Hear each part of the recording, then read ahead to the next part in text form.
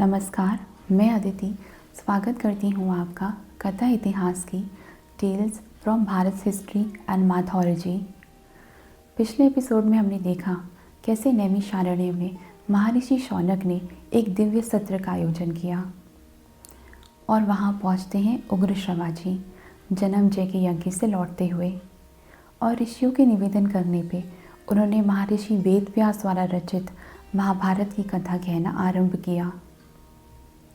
सूत जी कहते हैं, हिमालय की पवित्र तलहटी में पर्वतीय गुफा के भीतर धर्मात्मा व्यास जी स्नान आदि से शरीर शुद्धि करके पवित्र हो कुश का आसन बिछाकर बैठे थे। उसी समय वह नियम पालन पूर्वक शांत चित्त हो तपस्या में संलग्न थे।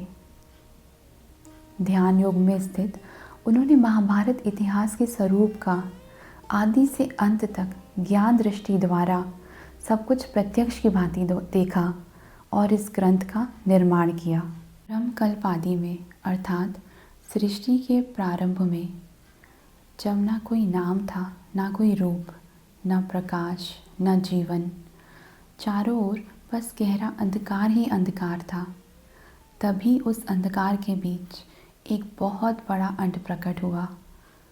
एक ऐसा अंड जिसमें संपूर्ण सृष्टि समाई हुई थी और जो सभी प्रजाओं का अविनाशी बीज था।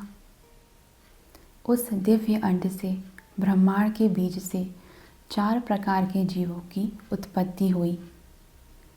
शास्त्रों के अनुसार सृष्टि में 4 प्रकार के जीव होते हैं। पहला अंडज, जो अंडे से जन्म लेते हैं, जैसे मछली, पक्षी, सर्प आदि। दूसरा जरायुज, जो माता के गर्भ से जन्म लेते हैं, जैसे मनुष्य, हाथी, गाय आदि। तीसरा उद्विज, जो धरती या बीज से जन्म लेते हैं, जैसे पेड़, बेल आदि। और चौथा स्वेदज, जो पसीने से या नमी से जन्म लेते हैं, जैसे कीट, मच्छर, सूक्ष्म जीव आदि। वह ब्रह्म, वह परमात्मा अद्भुत है, जिसे ना देखा जा सकता है, ना समझा जा सकता है, जो हर जगह समान रूप से व्याप्त है, अदृश्य, सूक्ष्म, जो सबका कारण है। इस संसार में जो कुछ भी प्रकट होता है वह उसी ब्रह्म का रूप है। उस अंड से ही प्रथम देहधारी अर्थात वह प्राणी या जीव जिसे साकार रूप में शरीर मिला, वे थे देवगुरु पितामह ब्रह्मा तथा रुद्र, मनु, प्रजापति, परमेष्टि, प्रचेताओं के पुत्र दक्ष और दक्ष के 7 पुत्र, जो हैं क्रोध, तम, दम, विकृत, अंगिरा, अश्व और कदर्म। तत्पश्चात 21 प्रजापति, मारीची आदि 7 ऋषि और 14 मनुओं का जन्म हुआ। इसी ब्रह्म अंड से अनेक राजऋषि प्रकट हुए, जो शौर्य, पराक्रम और सद्गुणों से संपन्न थे। जल, पृथ्वी, वायु, अंतरिक्ष और दिशाएं भी प्रकट हुई। संवत्सर अर्थात समय का एक पूर्ण चक्र, एक वर्ष, ऋतुएं, मास, पक्ष, दिन और रात, ये सब कुछ उसी अंड से प्रकट हुआ है।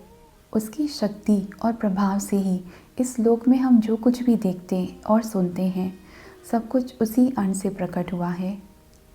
जो कुछ भी इस जग में हम देखते हैं, चलने वाले प्राणी हो या स्थिर वृक्ष और पर्वत, समय आने पर उसी स्रोत अपने मूल कारण में विलीन हो जाते हैं।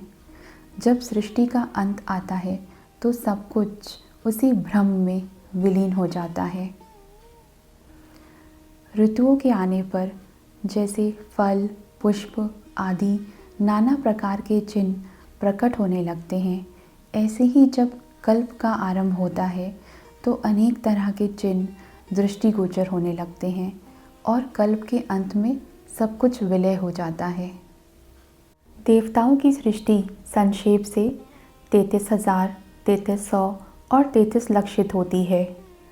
अंधकार को चीरकर जगत को प्रकाश देने वाले भगवान ये सूर्य, जिन्हें शास्त्रों में विवस्वान कहा गया है, उन्हें प्राचीन काल से ही ऋषियों और मुनियों ने अनंत नामों से पुकारा है।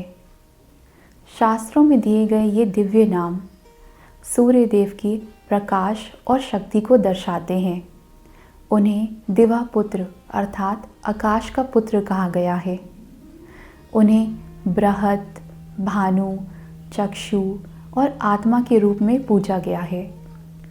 इतना ही नहीं, विभावसु, सविता, ऋचिक, अर्क, आश्वाहा और रवि, ये सभी शब्द विवस्वान यानी सूर्य के बोधक माने गए हैं। भगवान सूर्य की परंपरा केवल उनके प्रकाश तक सीमित नहीं है, बल्कि उनकी वंशावली भी उतनी ही महान है। मही यानी इस पृथ्वी पर जो पूजनीय और सृजन गर्भ स्थापन करने वाले माने गए हैं, इनके तने अर्थात इनके पुत्र हुए देवभ्राट और देवभ्राट के पुत्र हुए सुभ्राट। सुभ्राट के 3 पुत्र हुए और तीनों के तीनों पुत्र वेदों और शास्त्रों के महान ज्ञाता थे और संतानवान थे। सुभ्राट के 3 पुत्र इस प्रकार हैं: दश ज्योति, शतज्योति और सहस्र ज्योति। दश ज्योति के 10,000 पुत्र हुए और उससे भी 10 गुना अर्थात 1,00,000 पुत्र शतज्योति के हुए और उससे भी 10 गुना अर्थात 10,00,000 पुत्र सहस्र ज्योति के हुए। इन्हीं से सभी वंश, यदुवंश, कुरुवंश, इक्ष्वाकु वंश, ययाति और भरत वंश चले और अनेक राजऋषियों के वंश भी इन्हीं से हुए। प्राणियों की सृष्टि परंपरा और बहुत से वंश भी इन्हीं से प्रकट हो विस्तार को प्राप्त हुए। आज की ये कथा यहीं विराम लेती है और अगले भाग में हम फिर से इस कथा को आगे बढ़ाएंगे। जुड़े रहिए कथा इतिहास की के साथ। जय श्री कृष्णा।